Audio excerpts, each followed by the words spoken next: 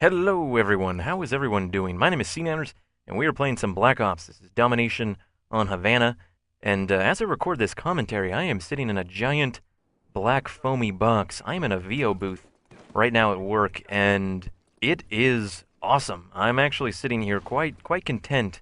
Some of you are probably curious why I have lost my marbles. No, there's a faint hum, like a very I don't know exactly what it is, but it's very relaxing. I feel like I'm in the womb right now. I'm like in some sort of giant black vagina.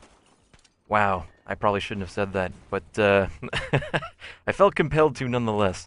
And here I sit like a little bug in a giant vagina rug. Man, I'm like a dirty Dr. Seuss. I don't think this is appropriate. Anyways, as some of you may know, with my Call of Duty commentaries or commentary in general, I tend to go off the trail a bit, and I started off talking about tips and tricks and things about the specific game, but as time went on, I became less and less interested in referring to what assault rifle slash SMG slash my MLG legit skills and how pumped I am to play.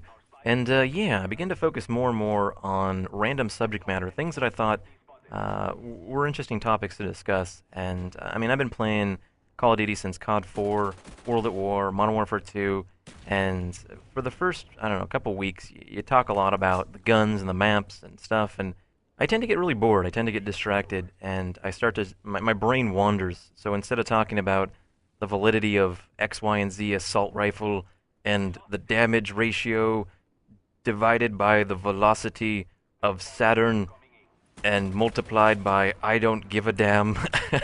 And yeah, I just think that in general, I tend to, I focus more on life. I focus more on things that I find entertaining. And as of recently, I just finished Carl Sagan's Cosmos. It is a video series back in the day, like I think it was in the 70s, I believe. And a friend at work had given me a bunch of episodes, and I had slowly gone through them because I usually turn it on when I'm cooking dinner or doing some other activity. I don't really watch the video portion. I just kind of listen to Carl Sagan because he is. I mean, he's very well spoken. He's very intelligent, and when he talks about certain things like time travel or like space aliens or just something that tends to appeal to the little boy inside of me, I'm like, yeah, let's talk about Martians. Woo! I like the words you're saying. And I distinctly remember thinking about one of the episodes in particular. He was talking about the fact that our sun will eventually burn out, like it's going to run out of fuel. It is an inevitable fact unless we can, in some way, devise some piece of technology that could prevent that from happening. But eventually, the sun is going to burn out, and that means that the Earth is going to go bye-bye. All the things we know and love, like puppies and kittens, and your parents, will all be dead. Man, I am a buzzkill. It's almost like I just snatched your Pop-Tart and I threw it on the ground and started stepping on it like Andy Sandberg. Yeah, I don't mean to sound depressing, but it opened up a variety of questions that I had in relation to this notion that everything is basically going to eventually run out. Everything has a shelf life. Everything is doomed to end. And I guess a lot of people tend to think very short term. They think like, what type of sandwich do I want to eat today? Or how many licks does it take to get to the center of a Tootsie Roll Pop? A lot of these things don't tend to represent the grander scale of the universe and all that we know and love, and space and stars and rocket ships. God, I love time travel and space and time travel. And I don't tend to get depressed when I hear the notion that there will one day be no Earth, because of course that's billions of years from now, and all things must come to an end. But I started to think in relation to morality, the notion that why should I or somebody else do things in one's life to try their best to improve humanity? Because eventually, if everything is going to be gone and obsolete and forgotten, it's weird to think, well, why am I doing the things that I'm doing? Why am I opening doors? Why am I being a nice person? Like, what is the reasoning behind this? And I know a lot of people are going to be like, well, sir, it's all about God. It's about Jesus. It's about an omnipresent force that makes you do things or else you get punished. And I'm not really a religious man, as you can tell, and I'm not trying to be too controversial and or offensive, but I would like to think that the majority of my actions are fueled by the notion that I'm just trying to do what's right. not because I feel like I'm going to be punished as a result of doing what's wrong, but because I know in my heart of hearts that it's the right thing to do. For instance, I don't steal somebody's car because I don't want my car to be stolen. It's an issue of respect for me. It's an issue of understanding that things go both ways, in that the world is not all about you. You can't just throw your garbage out the window. Everybody lives in the same place, on the same planet, and we all have to be very understanding and respectful.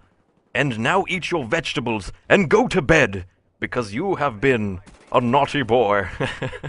And yeah, I mean, I don't mean to get too preachy on you guys, but I'm sure you understand that it definitely comes down to an issue of, I'd say, selfishness. I think that people that tend to be bad individuals in life tend to not be concerned with others. They just don't care what it means to negatively affect, whether it be humanity or an individual. They just kind of go about their way and they say, you know what, I don't care if the earth is going to explode because I'm doing what I want to do. And I think that definitely is not a very good way to live one's life. I know some people do that, and they're like, ooh, the last cookie on the plate, well, that belongs to me because I love cookies.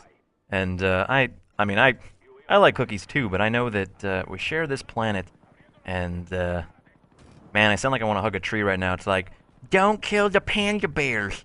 I love panda bears. But I think that the reasoning behind trying to put my best foot forward when I know eventually I'm going to be dead and everything's going to be gone is because it's the right thing to do. It's the right thing to make people happy. It's the right thing to try to make people laugh. It's the right thing to not try to hurt somebody's feelings. I mean, like, I think that definitely the world would be so awesome, so awesome if everybody would just stop fighting and start thinking, you know what does this person feel about what I'm saying, and what do I feel about what they're saying? And it's just, I know it quickly becomes a situation of, you know, don't kill the panda bears. But I think that definitely, as sad as it is that everything will one day be gone, I will feel good in the fact that I can be old Papa Nanners sitting in my rocking chair with my gray hair and my glass of wine.